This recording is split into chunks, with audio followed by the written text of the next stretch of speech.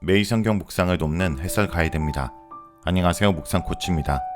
함께 읽고 나눌 말씀은 사사기 5장 1절에서 18절까지 말씀입니다. 오늘 본문은 드보라의 노래입니다.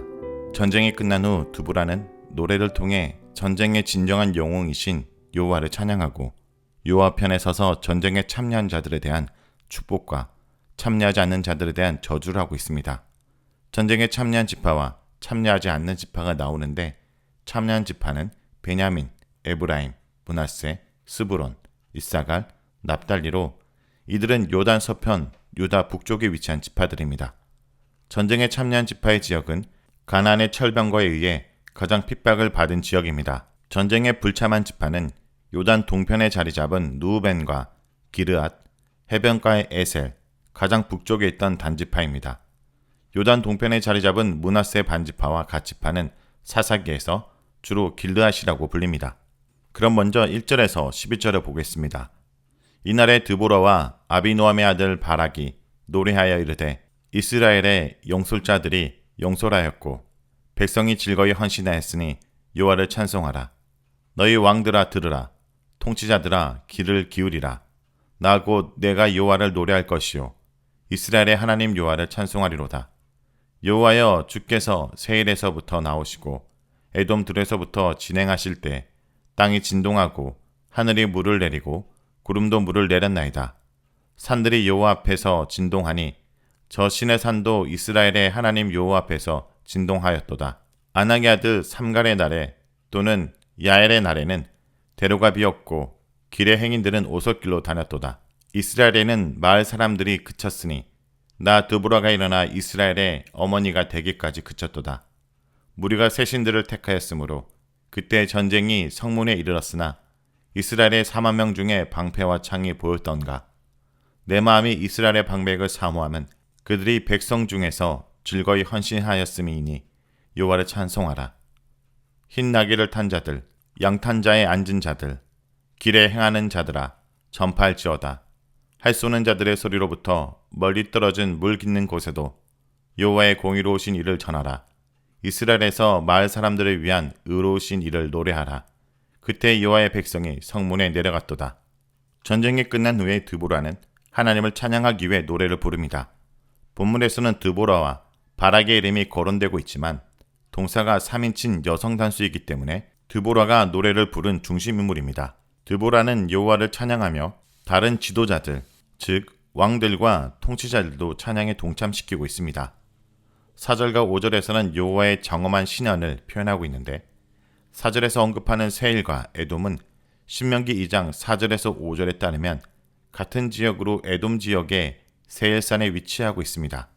이 지역은 민수기에서 출애굽기 당시 이스라엘 자손이 불기둥과 구름기둥으로 함께 하시는 하나님과 같이 지나갔던 길이었지만 이제 가나안과 전쟁을 하기 위해 그곳을 지나 가나안으로 들어오시는 것입니다. 그리고 하나님의 행진은 땅이 흔들리고 산이 진동하며 폭우와 비구름을 동반하고 있습니다. 이런 천지를 울릴 정도로 위엄이 있는 하나님이 바로 이스라엘과 언약을 맺으신 시내산의 그분이며 이스라엘의 하나님이십니다. 이렇게 드보라는 하나님을 이스라엘을 구원하기 위해 비구름을 몰고 땅을 울리며 달려오시는 분으로 묘사하였는데 이는 자식을 구하기 위한 아버지의 모습을 연상시킵니다. 6절과 8절에서는 왜 하나님께서 이스라엘을 구원하기 위해 오실 수밖에 없었는지 이스라엘의 비참한 상황을 설명하고 있습니다. 이스라엘의 비참한 상황을 세 가지로 언급하는데 첫째는 가나안이 대로로 점령하여 그리로 다니지 못하고 꾸불꾸불한 소로로 다니는 것과 둘째는 지도자의 부재입니다. 7절에서 드보라가 일어나기 전에 이스라엘의 지도자가 없었다라는 것입니다. 이 사실을 강조하기 위해 그쳤다라는 것을 반복하고 있습니다. 여기서 드보라는 자신을 이스라엘의 어머니로 부릅니다. 드보라는 사사라는 직분을 자녀인 이스라엘이 어려움에 빠졌을 때 이들을 보호하고 구원하기 위해 일어나는 어머니로 생각한 것입니다. 셋째로 심각한 상황은 이스라엘 자손들이 여호와가 아닌 다른 신을 택한 것입니다. 이렇게 사회적, 정치적, 종교적인 어려움에 빠졌을 때 드보라가 이스라엘의 어머니로 일어선 것입니다. 9절에서 11절은 여호와를 찬양하는데 다시 구원을 경험한 이스라엘 자손들에게 기쁨과 한의의 분위기에서 여호와를 찬양하라고 명령합니다. 이 단락은 이스라엘 자손이 경험한 구원을 지도자들, 걸어다니는 자들, 물깃는 자 등 다양한 사람들에게 찬양을 전파하고 여호와의 하신 일을 알리라고 명령합니다. 다음은 12절에서 18절 읽겠습니다. 깰지어다 깰지어다 드보라여 깰지어다 깰지어다 너는 노래할지어다 일어날지어다 바락이여 아비노함의 아들이여 내가 사로잡은 자를 끌고 갈지어다 그때 남은 기인과 백성이 내려왔고 여호와께서 나를 위하여 용사를 치시려고 내려오셨도다. 에브라임에게서 나온 자들은 아말렉의 뿔이 박힌 자들이요 베냐민은 백성들 중에서 너를 따르는 자들이요 마길에서는 명령하는 자들이 내려왔고 스불론에게서는 대장군의 지팡이를 잡은 자들이 내려왔도다. 이사갈의 방백들이 드보라와 함께하니 이사갈과 같이 바락도 그의 뒤를 따라 골짜기로 달려 내려가니 누벤의 시냇가에서 큰 결심이 있었도다. 내가 양의 우리 가운데에 앉아서 목자의 피리 부는 소리를 들음은 어찌 됨이냐. 누벤의 시냇가에서 큰 결심이 있었도다. 길랏은 요단강 저쪽에 거주하며 단은 배에 머무름이 어찌 됨이냐. 아셀은 해변에 앉으며 자기 향만에 거주하도다. 스브론은 죽음을 무릅쓰고 목숨을 아끼지 아니한 백성이여 납달리도 들의 높은 곳에서 그러하도다.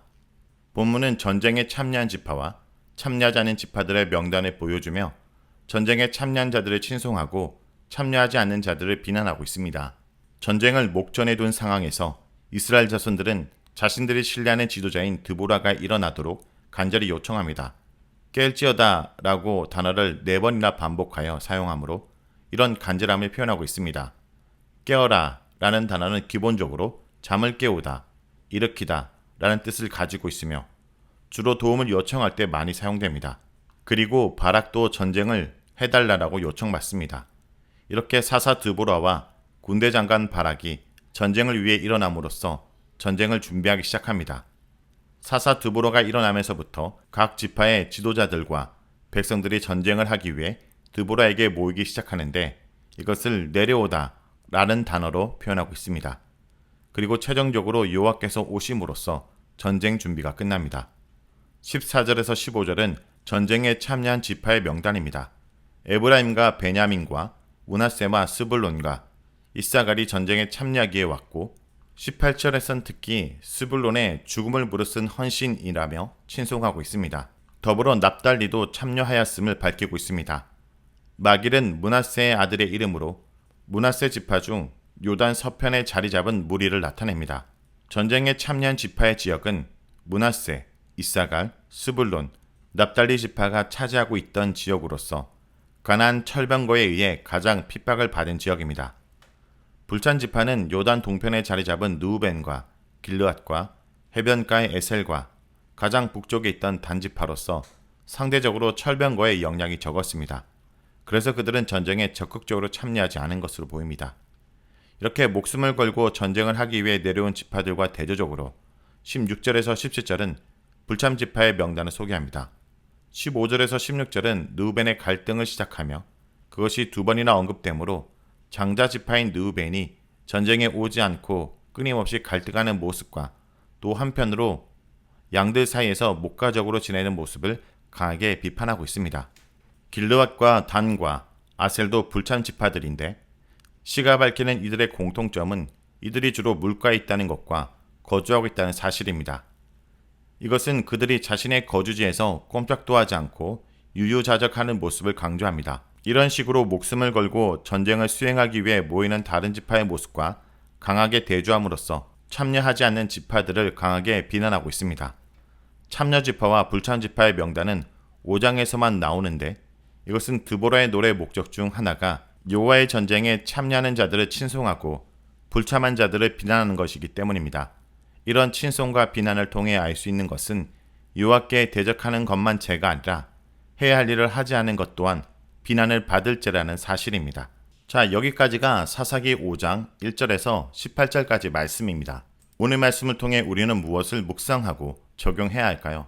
첫째, 용사이신 하나님께서 앞장을 서신다는 것을 잊지 말아야 됩니다. 여호와께서 이스라엘의 대적을 치려고 백성 앞에 나아갈 때 땅과 산들은 흔들리고 하늘은 비를 쏟습니다. 하나님이 이스라엘의 거룩한 용사로 강림하시자 불리하던 전력과 전세는 순식간에 역전이 됩니다. 힘을 우상으로 떠받드는 세력들을 심판하신 하나님은 악이 준동하는 이 세상도 의와 공평과 진실로 심판하러 오실 것입니다.